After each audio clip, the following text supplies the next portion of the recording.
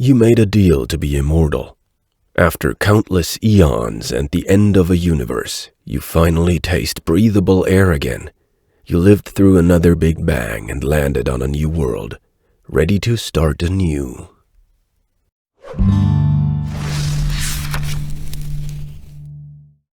Written by Tregonial. Scientists said that the heat death of this universe would occur 1 to 100 trillion years later. Years that seemed so distant, incomprehensible in the eyes of mankind. With every vibration of an atom, we march ever closer to death. Entropy can only remain constant or increase, at least to anyone's knowledge.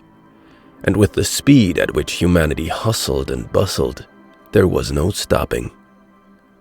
No way for entropy to stay unchanged. We've even colonized Uranus. Carson barely contained his immature giggle at the name, his mind briefly considering an ass joke, but shoving it down to the recesses of his lizard brain at the last minute. Hyperion hyperspace travel will one day plant a flag on Pluto. Maybe even break out of the Milky Way to reach beyond the stars of our galaxy. Maybe even find intelligent extraterrestrial life. Or find a way to decrease entropy. That'll take a miracle, I replied, shaking a finger at him. Not happening in this era. Eventually. Carson's optimism shone brighter than the artificial sun Hyperion had shot into space after the original sun burned out. We'll solve it, and we'll never fear death of the universe. One day, humanity gonna find panacea and elixir for real, and we'll find a way to live forever. I wouldn't be so confident. Even as someone who once made a deal to be immortal with an unknown god from beyond the fifth dimension, I harbored doubts I could outlive the inevitable death of this universe. Let's make a bet, shall we? Carson pestered me as he took a swig of his wine. Remind me at my grave when it happens one day. I made a mental note to myself to let him know if by some incredible magic, entropy measurements of our world went down even a smidge. This is all the data you have of humanity? The Virus representative asked me. Is there truly nothing left of Earth? Nothing. How did such a technologically advanced race die out so quietly? His voice barely above a whisper, a tinge of melancholic sadness. We had hoped for an exchange of valuable data when we first saw Earth from 1,000 light years away, teeming with life. You were too far away to ever be anything but too late. The alien's mandibles twitched. Was there truly no way to save them? I shook my head. Entropy comes for everyone eventually. We had hoped that meeting another intelligent species with different senses and perspectives could lead to meaningful discussions to work on slowing down entropy, to preserve this universe. That isn't happening, I stated sharply. If there's nothing else I can do for you, I'd like to disembark your starship. Hello, fellow space traveler. I'm lost and I could use a little help here.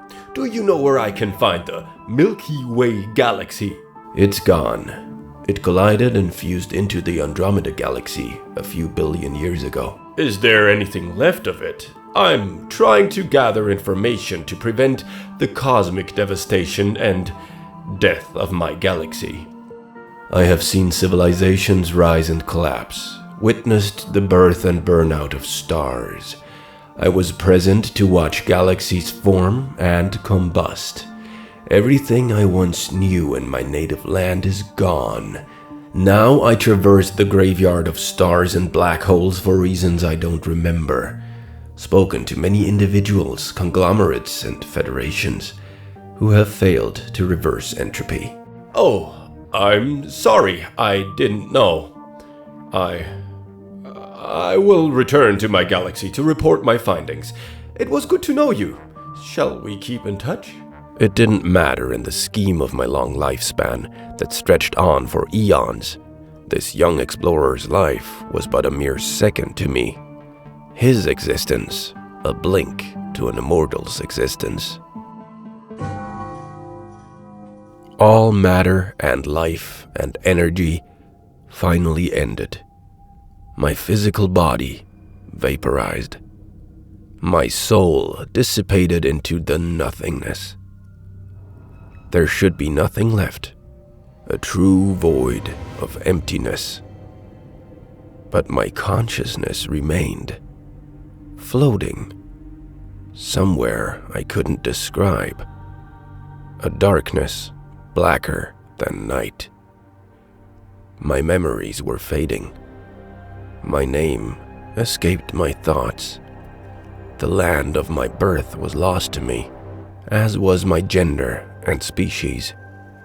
Just another aspect of entropy, I suppose.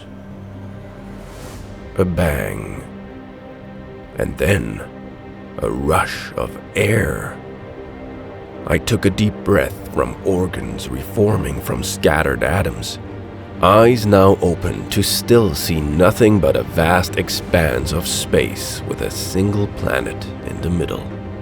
Pieces of floating rocks and meteorites were pulled by the infant planet's gravity to grant it greater mass. Not much different than atoms pulled towards my being to grant me a new form. A memory came back to me. To build a grave and erect a reminder for a human I once knew. Then, a second recollection, the last words of that ancient god who made that deal with me. Words that now fell upon my mouth to speak, to begin a universe anew. Let there be light. Thanks for listening. Some stranger out there will remember you forever because you were nice to them once. Ain't that neat?